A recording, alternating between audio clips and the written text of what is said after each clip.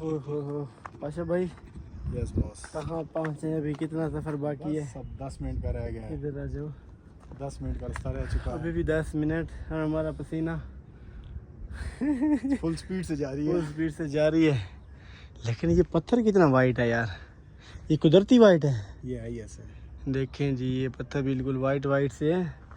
और ये है जी खाई, बस इधर से जो जाता है तो फिर वो वापस नहीं आता, वो डायरेक्ट ऊपर जाता है। और डायरेक्ट ऊपर ही जाता है। तो ये दरबार के हम अभी पास पहुंच गए हैं ना।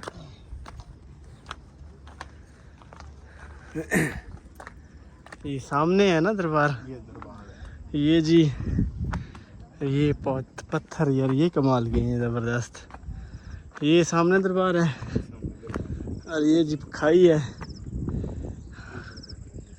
सामने मिलिट्री एरिया है। हाँ मिलिट्री एरिया। वो मिलिट्री एरिया, और ये पहाड़, और इसके ऊपर जी टावर लगे हुए हैं। टावर लगे हुए हैं।